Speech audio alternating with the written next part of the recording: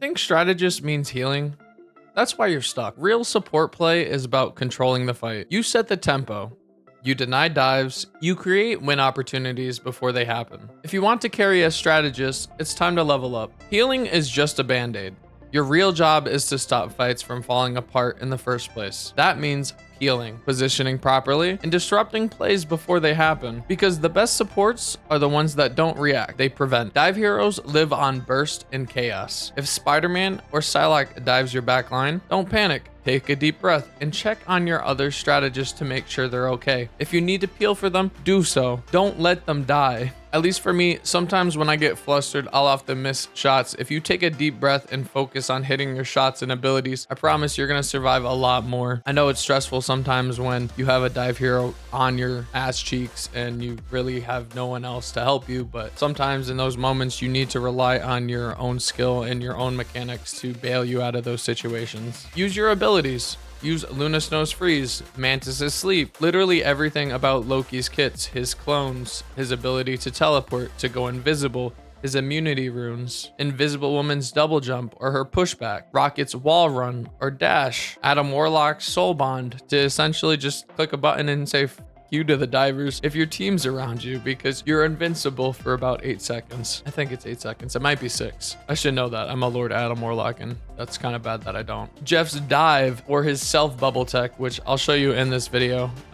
It's pretty fun to do, and it's really effective to kind of just survive and also just be a menace to society in their backline. Your job is to ruin the dive before they get their pick. If you can interrupt their dive or do chip damage to them before they engage on you, you have a higher chance of survival. Tip 1, peel first, heal second. Healing doesn't win fights, you do. Tip number 2, free fight healing, creating advantages for you and your team. Mantis shines here because her ability to stack a healing orb as well as a damage boost on a flanker or a teammate is something that a lot of the other strategists in this game don't have the ability to do. You could argue that Luna Snow's Snowflake, when you put it on a flanker, will enable them a lot. What Mantis's damage boost essentially provides is an advantage for that person going into a 1v1 fight, potentially to just have the overall advantage over their opponent. Now ask yourself, is it harder to eliminate somebody that has 250 HP baseline or a target that has 250 HP baseline that also has a healing flower on them that's healing them for 20 HP a second, as well as simultaneously a damage boost on them? You kind of understand who's going to win that scenario, unless the person that you're damage boosting and healing increasing is booty cheeks. So that's the thing with Mantis. The better that your team is, the better that she becomes, because she is a lot more free to do whatever she wants. Don't wait to heal mid-fight as damage control. Support carry means starting the fight strong and not just patching it later. Another thing that you can do with Loki, you can place his clones in strategic spots around the map that will allow your teammates or you to back up and pop a rune underneath them, or you to save yourself in the scenario that something happens where one of your tanks gets grabbed and they need to back up and have a instant heal for them so they don't die. Something that I like to do. Tip number 3, support equals map control, not just babysitting. You're not a heal bot, you're a battlefield anchor. Rocket controls the pacing of fights with his resurrection beacon that can correct teammates' mistakes and overextensions. Adam Warlock and Loki deny dives. Luna and Mantis stun flankers, creating easy opportunities for eliminations for you and your teammates. Loki can use his invisibility to sneak behind enemy lines and assassinate opponents in their backline. Adam Warlock and Mantis can take off angles to create 2 directions that the enemy has to focus on during a team fight. Invisible Woman's push can single-handedly win you team fights by pushing a tank or an enemy strategist off a map in a crucial moment. Jeff is a menace to your enemy's backline if played correctly. He is unkillable. In most situations, the enemy team will waste too much time and too much resources on you trying to kill you, allowing your team to take space. Here's a pro fix. Playing too far back is just playing afraid. Hiding in the back might feel safe, but sometimes it can be useless. Good supports take space intelligently. Invisible Woman and Loki, for example, can push forward with stealth to gather information and create advantages for your team. If you see a tank walking forward, back them up so long as they don't overextend.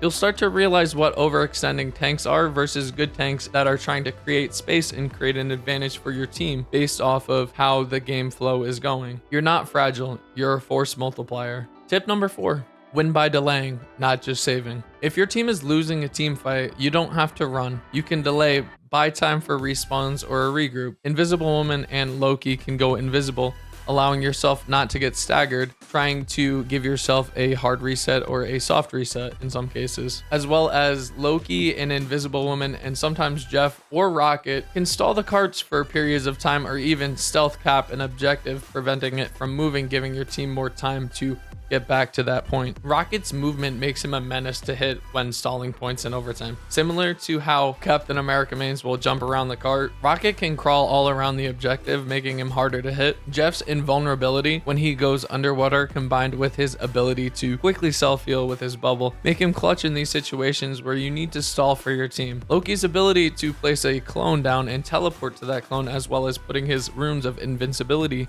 down, make him clutch in stalling points. Stalling sometimes can win you fights. That's carrying. Allowing your team to get a extra touch into an overtime sometimes can win you that game outright. Tip number 5. Support ults should shift momentum, not react late. Ults aren't your emergency button. They're your momentum swing. Mantis and Rocket's ult sometimes can be used mid-fights to create pressure or stabilize a team to not die during an enemy's DPS ult. Luna's ultimate heals and provides a safety net for you and your team to stabilize, and even damage enhances them. Cloak and Dagger's ultimate can be used to take space, allowing your team to push onto an objective or past it to continue to snowball the enemy. Jeff's ultimate can be used as an offensive and a defensive ultimate in some cases. For the most part, you want to use it offensively, but it can be used to make an enemy team C9 a point in overtime, allowing your team to win. Adam Warlock's res can change the outcome of a fight by either resurrecting a key member of your team who's gone down too early, or by using it to reset by rezzing your whole team after a team fight is lost. Don't save ults until it's too late. Use them to flip the script before it breaks. The worst part about playing tank sometimes is you are tanking and you're like, I need help, and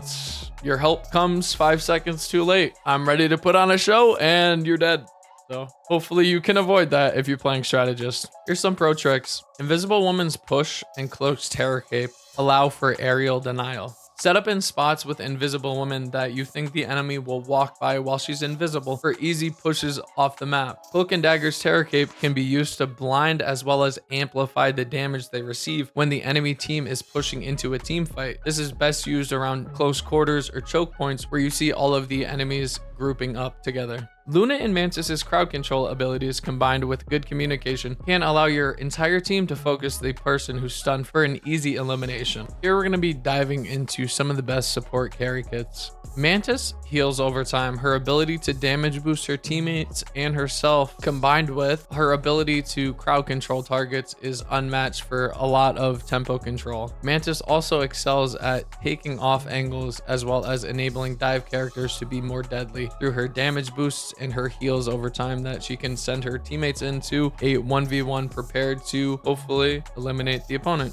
Loki's ability to distract, cause chaos, and outplay divers with his clones and teleportation as well as his invisibility is honestly one of the main reasons why Loki is one of my favorite support characters in the game to play, because of that versatility. Cloak and Dagger's strong healing potential and their ability to make an entire team invulnerable when using her dark teleportation can be clutch in a lot of scenarios that your team just needs to survive in a short period of time. Invisible Woman's quick farming ultimate combined with her self-peeling by double jumping to go invisible allows her to make a quick getaway or a stealth entry to pressure angles the enemies might not expect. Rocket, if played right, can be one of the hardest strategists to take down. Easily, his wall running ability combined with his dash allows him to be rather pesky in some cases. Also, something that I refer to the res economy. You see a tank get grabbed by a Bucky, you can quickly throw down your res beacon in advance because you know that certain tanks are going to get easily deleted by getting grabbed by a Bucky. So you can preemptively know that, yo, I got you, and it's not going to get wasted on the Spider-Man that is constantly just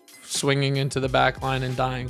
Sometimes you need to prioritize who's going to get res in certain situations that are going to provide the most benefit for you and your team. If you see one of your teammates getting dove that is a crucial member of your team, like a strategist, and you have your res up, go to a safe spot, throw it down, and make sure that in the event that they do go down, that they're going to be able to get res again.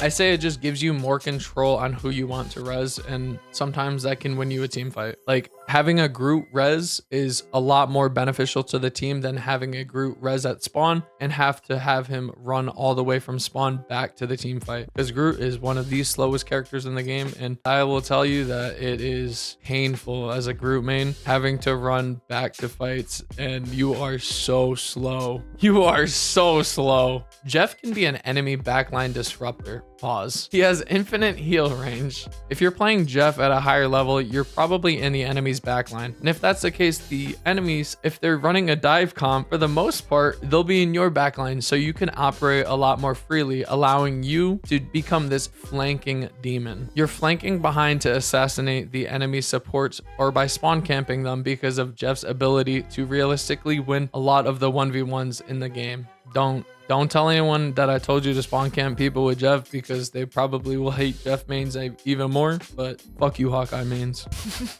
I'm sorry, not really though. Luna's stuns in certain situations can save your team outright. You can stun a Wanda who is ulting mid-air, a Doctor Strange who's trying to hit the Eye of Agamotto, etc. There's so many scenarios where hitting a crucial stun on somebody can save your team. And this goes back to preventing damage before it even happens. Hitting a CC on a thing who's trying to slam on the ground and slam your entire team and save you the game. And it can also save you using your ultimate, which is one of the best ults in the game. Luna also has really good self-healing with her clap, and using that in combination when you are shooting all of your bullets and you go to reload, instead of reloading you hit your clap button. This instantly reloads all of your shots and it provides you with more healing output, and when you swap back from the clap mode, your ammo will be fully reloaded. So it's really beneficial to do that if you kind of understand how Luna's gameplay flow goes. Also, her team up with Iron Fist allows for an AoE knockback, also providing you with more space to potentially get a freeze off or skate away. Adam Warlock's strong ability to hold off angles with his high damage, as well as allowing for team resets, can be crucial in certain scenarios. Letting the enemy team dump their ultimates and telling your team to save theirs will sometimes win you the games outright. Having the enemy team's Luna pop her ultimate and their Punisher pop their ultimate and their Star-Lord pop their ultimate, everyone on your team dies, and then you resurrect. Their team has no more ultimates left. Your team goes into the fight with 6 ultimates. You win the game. Sometimes you don't even need to use all 6 ultimates. You're not gonna have 6 ultimates. You're gonna have 5 ultimates because you just use your Adam Warlock ultimate. I'm stupid. Don't listen to me. Actually listen to me. Subscribe. Also like the video if you do like it, please. It helps out a lot. All right, let's get back to it. You can resurrect your entire team and win the fight with their ultimates. This is also something that I call as ultimate economy, trying to min-max how your team uses your ultimates in ways where you can use 1 or 2 ultimates and win a fight because you know the enemy supports have no ultimates left. These characters aren't healers. They're team fight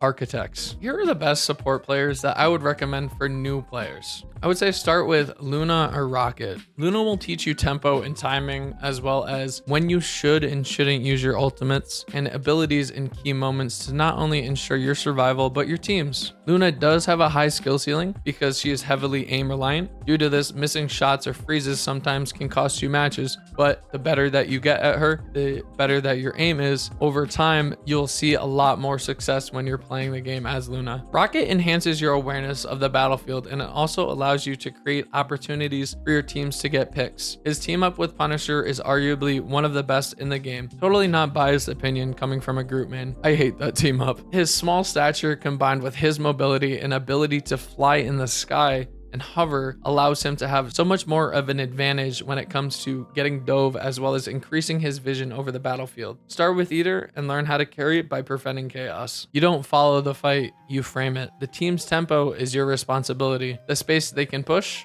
you allow it. The flanks they survive, you control it. Support isn't passive, it's power. Own it. If this video helped you stop feeling like a bot, drop a sub right now. make sure you check out my other videos, as well as stopping by my Twitch channel, twitch.tv/Stunula. I'd love to see you there. Have a good day, homies. Stay safe. I'll catch you in the next video.